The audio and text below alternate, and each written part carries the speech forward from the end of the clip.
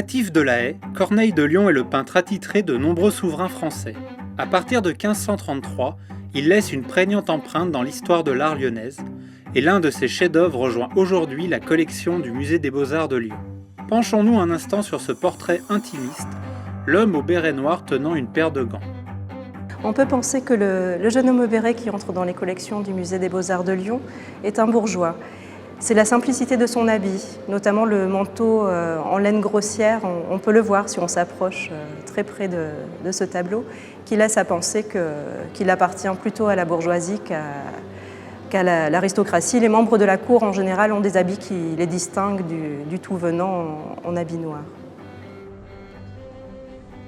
Natif de La Haye, Corneille de Lion a dû suivre son premier apprentissage en Flandre ou en Hollande, on ne le sait.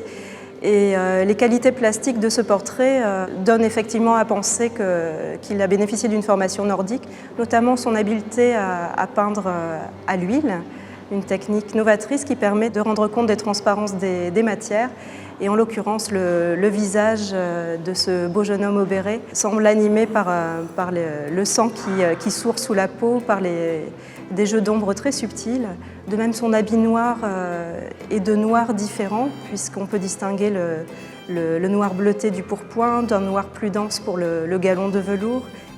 Alors on trouve de par le monde dans les collections publiques des portraits donnés à Corneille de Lion de qualité très différentes. Et il est très rare de trouver un portrait de la qualité de celui de l'homme au béret qui semble de toute évidence être autographe de la main même de Corneille de Lion. Et des techniques d'imagerie scientifique, des infrarouges notamment, nous permettent de voir des premiers essais qu'il a réalisés sous cette composition finale. Au XVIe siècle, les portraits sont habituellement de petit format. Ceux de Corneille de Lion sont particulièrement petits. Et il faut penser que ces portraits voyageaient au même titre que leurs propriétaires. Par exemple, les membres de la cour qui séjournaient à Lyon repartaient avec leurs portraits peints par Corneille. Il y a aussi une autre dimension, c'est que Corneille de Lion, à la suite de Jean Péréal, autre peintre et portraitiste lyonnais, peint des portraits à tonalité très intime. Il ne s'agit pas de montrer l'état et la fonction du modèle.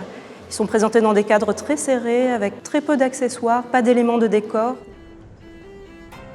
Le portrait de Corneille de Lion, entré dans les collections du Musée des Beaux-Arts, a rejoint les salles dévolues à la peinture étrangère. Et il se retrouve entouré d'autres portraits réalisés par des peintres d'origine nordique, Jos van Cleef, Bartel van Bruyn et Lucas Cranach, avec sa noble dame saxonne.